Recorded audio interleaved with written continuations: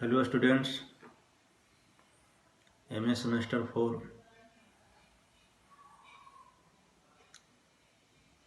Political Science।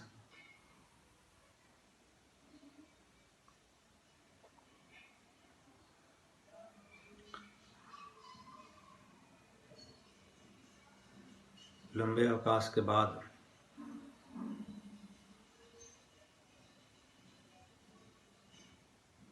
एक बार हम और आप सभी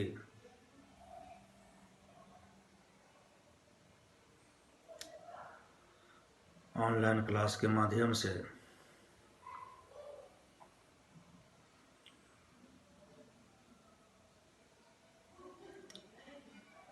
रूबरू हैं।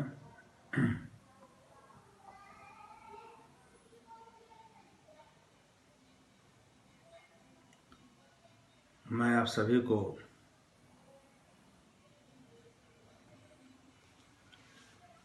जो 15वां पेपर है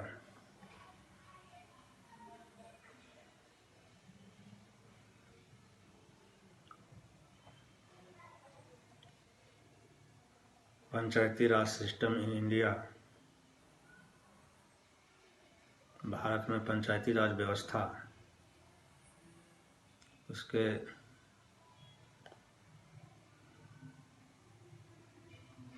मेन जो कंटेंट हैं उसको बताने का प्रयास कर रहे हैं। और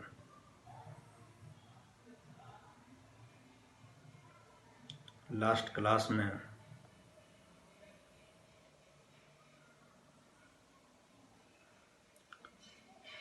जो लोकल बॉडीज है उसको स्वायत्तता देने के पक्ष और विपक्ष में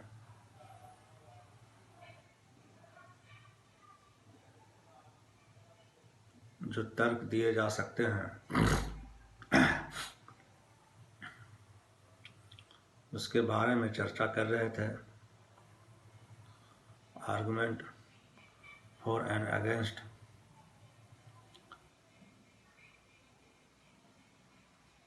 ऑटोनॉमी लोकल बॉडीज,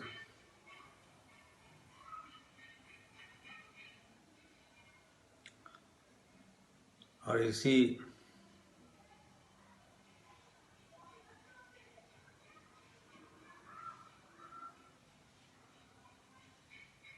चैप्टर में आगे बढ़ते हुए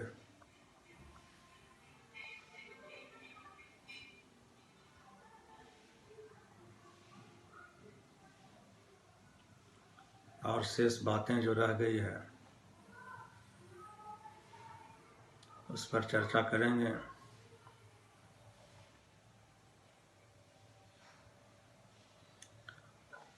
ग्रामीण स्थानीय निकायों पर राजकीय नियंत्रण और पर्यवेक्षण को आज देखेंगे।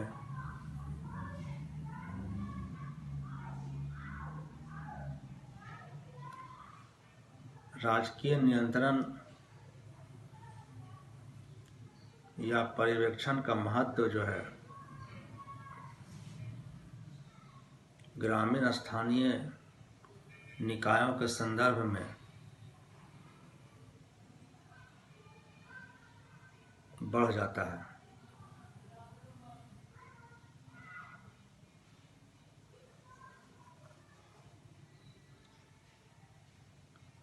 क्योंकि ग्रामीण निकायों में जो जनता को जो शक्तियां दी गई है और उसके जो प्रयोग करने वाले लोग हैं वह पर्याप्त रूप से ट्रेंड या यूँ कहिए कि पर्याप्त योग्य नहीं है।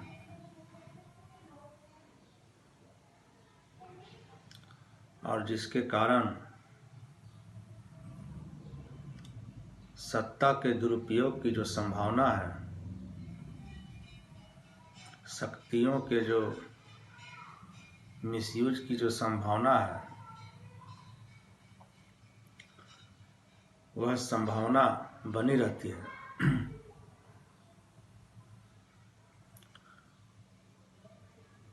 और इसके अलावा राज्य सरकार का यह भी दायित्व है कि वह इस बात का निरीक्षण करे कि स्थानीय शासन को सौंपे गए जो दायित्व है, जो उन्होंने स्थानीय स्वशासन को जो दायित्व सौंपा है,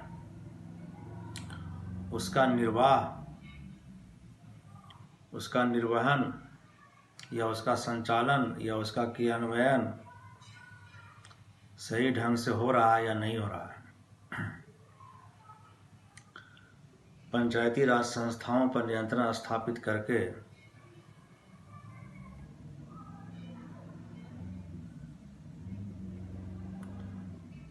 निम्न उद्देश्यों की प्राप्ति की संभावना बनती है। जैसे पंचायती राज के लक्ष्यों को प्राप्त करने के लिए यह सुनिश्चित करना है कि पंचायती राज व्यवस्था में इस ढंग से काम हो कि कार्य तथा आचरण की उचित एवं कल्याणकारी परंपराएं जो है और जो अभी समय है वह स्थापित हो सके। और नंबर 2, पंचायती राज के लक्ष्यों को, उद्देश्यों को प्राप्त करने के लिए यह सुनिश्चित करना है कि पंचायती राज की जो नीतियां हैं, जो उसके कार्यक्रम हैं, जो उसके लक्ष्य हैं, वह पूर्ण किए जाएं। और लास्ट, यह सुनिश्चित करना है कि पंचायती राज संस्थाओं के अंतर्गत निर्वाचित और जो अस्थायी कर्मचारी हैं, उनके बीच जो पारस्परिक विश्वास और सद्भावना है वह कायम रहे। और अगर सद्भावना और विश्वास का अभाव है तो उसको पूर्ण करने का प्रयास किया जाए।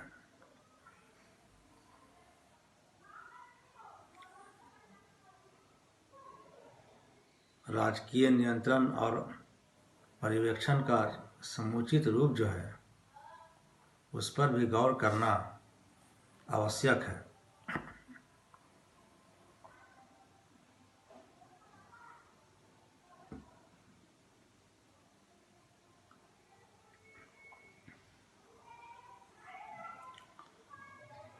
वर्तमान समय में जो अभी समय गुजर रहा है उसमें केंद्रीय और राज्य स्तरीय शासन के समान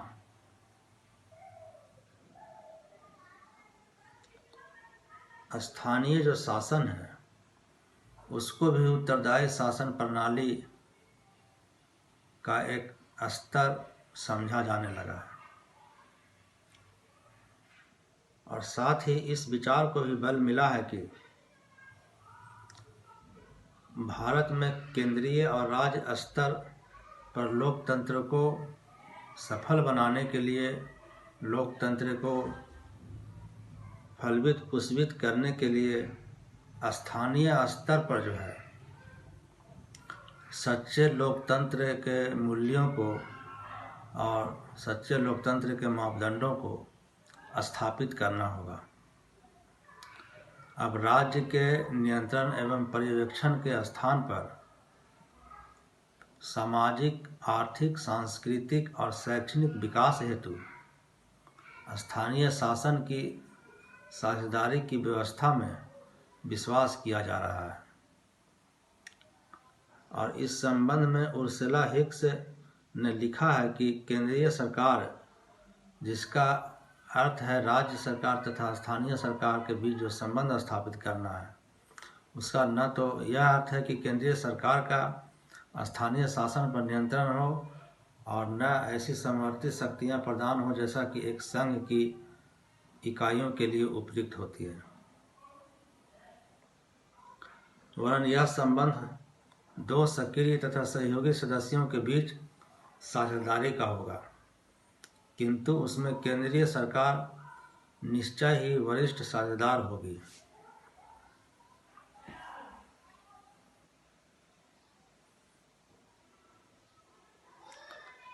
स्थानीय शासन पर राज्य सरकार के नियंत्रण एवं पर्यवेक्षण के संबंध में उसके औचित्य तथा बदले हुए स्वरूप का विवेचन भी आवश्यक है। स्थानीय स्वशासन मंत्री सम्मेलन ने अपनी संस्तुति में कहा, इस सम्मेलन की राय है कि प्रशासन की अन्य शाखाओं की भांति स्थानीय शासन के मामलों में भी जनता को अपनी इच्छाओं को कार्यान्वित करने का पूरा अवसर दिया जाए, किंतु सरकार के हाथ में नियंत्रण और पर्यवेक्षण की समुचित शक्तियां होनी चाहिए, जिससे वह कुशल और सुदृढ़ प्रशासन को सुनिश्चित कर सके और कुप्रशासन को रोक सके और आवश्यक सेवाओं की व्यवस्था को छिन्न भिन्न होने से बचा सके।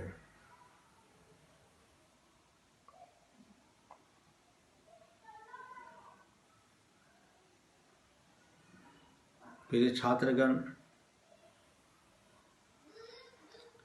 इस संबंध में टैक्सेशन इंक्वायरी कमेटी जो बनी थी, जो करारोपण जांच आयोग था, उसमें उन्होंने अपने प्रतिवेदन में लिखा कि राज्य सरकार जो है राज्य की प्रतिनिधि शासन सत्ता है, यानी राज्य सरकार जो है राज्य को रिप्रेजेंट करती है। अतः स्थानीय निकायों के उचित कार्यान्वयन को सुनिश्चित करने में राज्य का महत्वपूर्ण भूमिका है।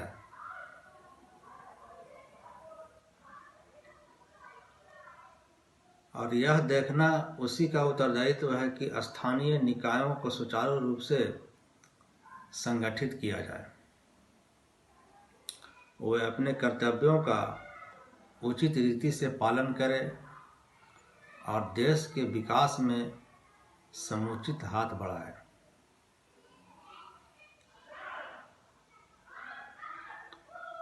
यानी स्थानीय निकायों से नियंत्रण के माध्यम से यह आशा की जाती है कि वे अपने कर्तव्यों का उचित रूप में पालन करें और देश के विकास में समुचित हाथ बढ़ाएं। इसीलिए सरकार की भूमिका केवल निषेधात्मक नहीं है, यानी कि इसको केवल नेगेटिव रूप में नहीं लेना चाहिए, नकारात्मक पक्ष को ही केवल नहीं देखना चाहिए। अर्थात वह इस बात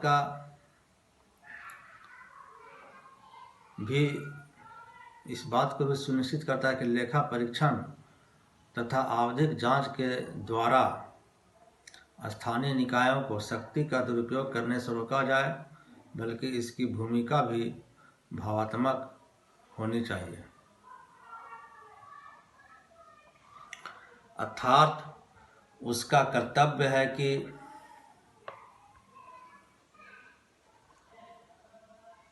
वह जनता के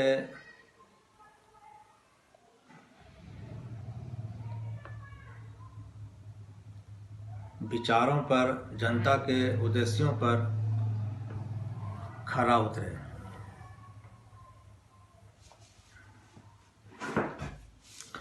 क्योंकि राजकीय नियंत्रण इतना सूक्ष्म और व्यापक भी नहीं होना चाहिए कि उससे स्थानीय निकायों की स्वायत्तता तथा स्वावलंबन ही नष्ट हो जाए। राज्य के प्रयत्नों का तथा राजकीय नियंत्रण का लक्ष्य यह होना चाहिए कि स्थानीय जो संस्थाएं हैं, स्थानीय स्वशासन जो निकाय हैं, उनके प्रशासन के जो कुशल उपकरण है उसको विकसित किया जाए और स्थानीय संस्थाएं जनता के इच्छाओं को मूर्त रूप प्रदान कर सके और नीति निर्धारण करने तथा उसे कार्यान्वित करने में समर्थ बन सके।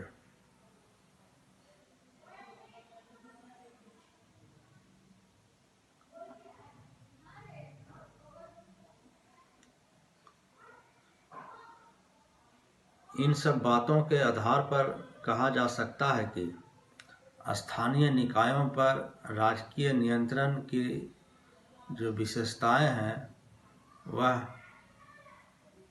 निम्न रूप से है।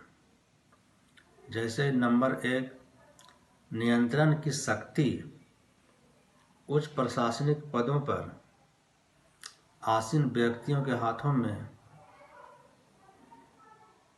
निहित होनी चाहिए। स्थानीय निकायों पर जो नियंत्रण हो उसको नियंत्रित करने वाले जो नियंत्रण करता है वह उच्च प्रशासनिक पदों पर आसीन हो, यानी उस प्रशासनिक पदों पर पदस्थापित हो। और नंबर 2,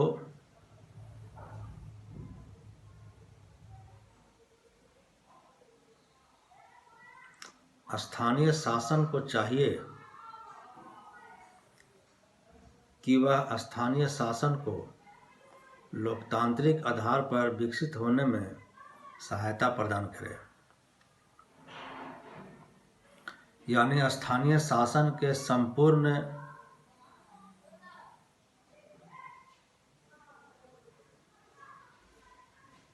प्रबंधकर्ता, चाहे उसमें कर्मचारी शामिल हों चाहे अधिकारी हों, उनका यह कर्तव्य हो जाता है कि स्थानीय स्वशासन को लोकतांत्रिक बनाने में,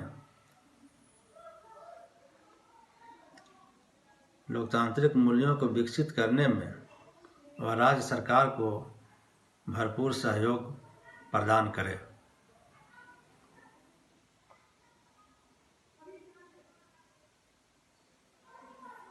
और नंबर 3, किसी स्थानीय निकायों को भंग करने और अधिक्रमित करने का निर्णय राजनीतिक स्तर पर लिया जाना भी उचित है। यानी किसी स्थानीय निकायों को भंग करना हो या उसे अधिक्रमित करना हो, यानी कि या फिर दूसरे कोई संस्था में मर्ज करना हो, इन बातों का जो निर्णय है राजनीतिक स्तर पर लिया जाना आवश्यक है।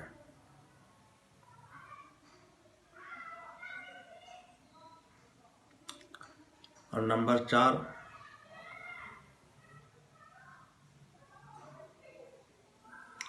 राज्य सरकार द्वारा स्थानीय निकायों के विरुद्ध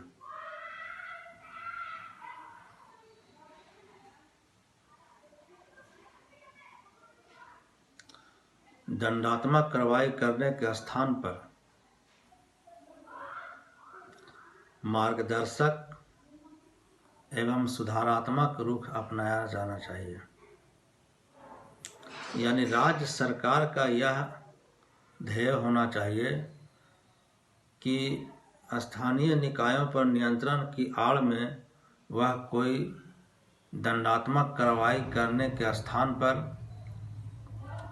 उनका मार्गदर्शन करे और सुधारात्मक रुख अपनावे, यानी सुधार के जो उपाय हो सकते हैं उन उपायों को अपनावे, न कि दंड के देने के व्यू से कोई कदम राज्य सरकार स्थानीय निकायों के विरुद्ध उठाए।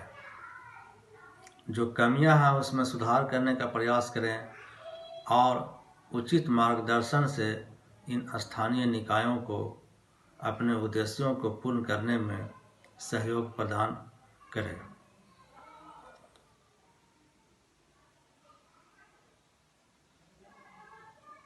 और इस संबंध में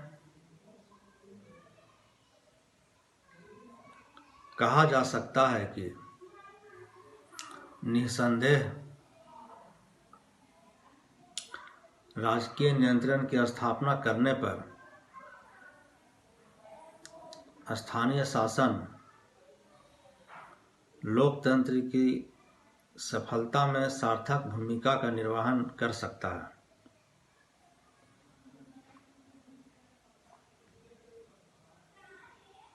इन बातों के आधार पर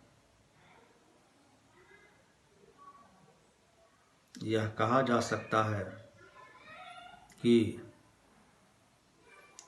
राज्य सरकार स्थानीय निकायों पर नियंत्रण स्थापित करके स्थानीय शासन व्यवस्था को लोकतंत्र की स्थापना में महत्वपूर्ण भूमिका निभाने के लिए मार्ग की ओर अग्रसर कर सकता है।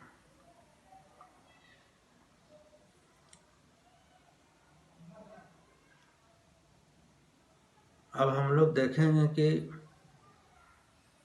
जिला परिषद पर नियंत्रण, कंट्रोल ऑन जिला परिषद। राज्य सरकार का जिला परिषद पर किस प्रकार से नियंत्रण है, यह होना चाहिए।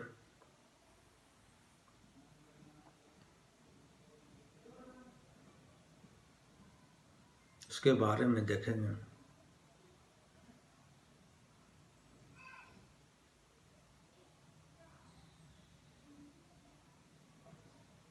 जिला परिषद जो है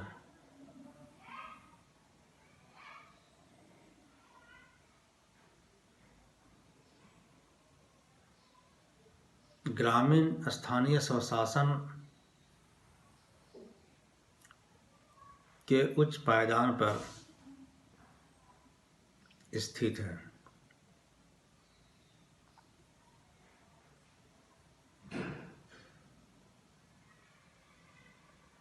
और यह अधिकांश और बड़ी आबादी, जो ग्रामीण आबादी है, उसको रिप्रेजेंट करती है।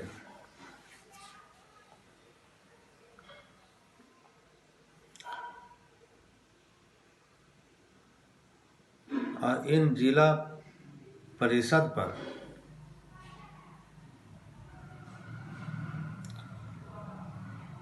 एक और जिला अधिकारियों का नियंत्रण स्थापित रहता है, तो दूसरी ओर राज्य सरकार का भी भरपूर नियंत्रण इन जिला परिषदों पर रहता है। जिलाधिकारी, जिलाधीश या कलेक्टर, जो भी नाम से ये जाने जाते हैं, उनका जिला परिषद पर प्रत्यक्ष रूप से नियंत्रण रहता है। इसके अलावे इस निकाय पर जिला नियोजन अधिकारी व विकास अधिकारी भी अप्रत्यक्ष रूप से नियंत्रण स्थापित रखते हैं। जिला परिषदों का जो निर्वाचित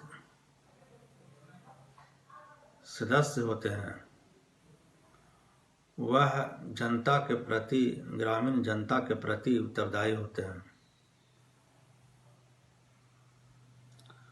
जिला परिषद का निर्वाचित जो स्वरूप है, अगर उसको समाप्त कर देने की अवस्था में उसका समस्त प्रशासन जिलाधिकारियों के हाथ में आ जाता है। राज्य सरकार किसी भी प्रस्ताव को उचित कारण के अंतर्गत अस्वीकृत करने का अधिकार रखती है। यानी कि जिला परिषद का किसी भी प्रकार के कार्यक्रम को किसी भी प्रकार के आयोजन को, किसी भी प्रकार की नीतियों को उचित रूप में अगर समझती है कि यह उचित कारण अगर उसमें नज़र आता है उनको, तो वह उन नीतियों को, उन कार्यक्रमों को और उन योजनाओं को अस्वीकार कर सकती है, या अस्वीकार करने का अधिकार राज्य सरकार रखती है। परिषद को निलंबित या पदच्युत करने का अधिकार भी राज्य सरकार को प्राप्त है। यानी कि किसी भी समय राज्य सरकार, संबंधित राज्य सरकार इन जिला परिषदों को पदच्युत कर सकती है और निलंबित भी कर सकती है।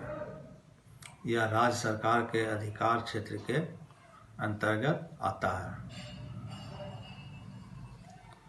जिला परिषद पर राज्य सरकार का अनुदान संबंधी नियंत्रण जो है वह सर्वाधिक महत्वपूर्ण होता है। और इस संबंध में श्री अरगल ने कहा है कि जिला परिषद स्वतंत्र संस्था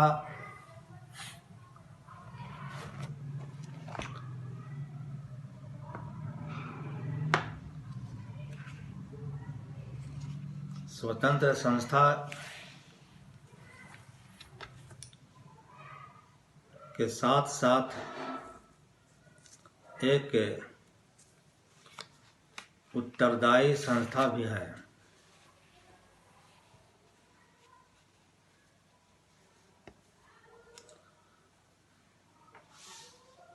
बल्कि यह मुख्यतः राज्य सरकार तथा न्यायिक प्राधिकारियों द्वारा नियंत्रित होता है।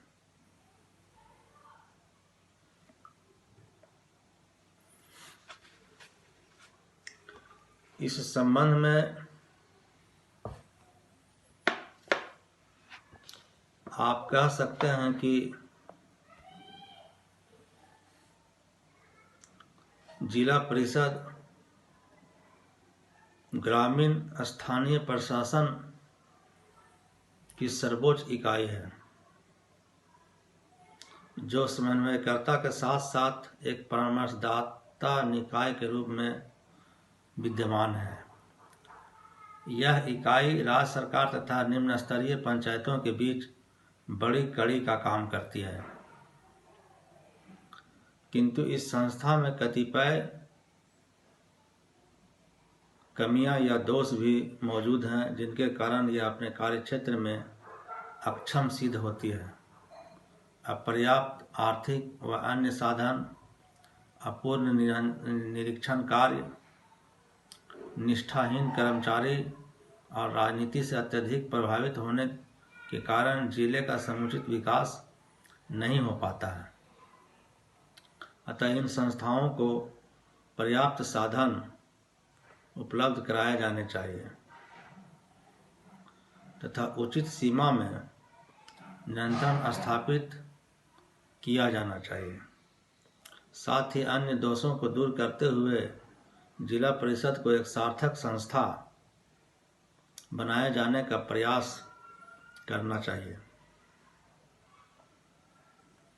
नगर पालिकाओं जैसी स्थानीय स्वायत्त संस्थाओं पर सरकारी नियंत्रण को कुछ विद्वान आवश्यक मानते हैं, तो कुछ इसे जनमत की अवहेलना भी कहते हैं। यदि विश्लेषण किया जाए तो यह मालूम चलता है कि नगर पालिकाओं पर सरकारी नियंत्रण होने चाहिए, किंतु इतना अधिक भी नहीं होना चाहिए कि नगर पालिकाओं का अस्तित्व ही समाप्त हो जाए। राजकीय नियंत्रण का स्वरूप हमेशा सकारात्मक और सुधारात्मक होना चाहिए, न कि दंडात्मक होना चाहिए। सकारात्मक और सुधारात्मक होना चाहिए। तो आज इतना ही। नेक्स्ट क्लास में फिर इसमें जो और बातें हैं उसके बारे में आपको स्पष्ट करने का प्रयास करेंगे। धन्यवाद।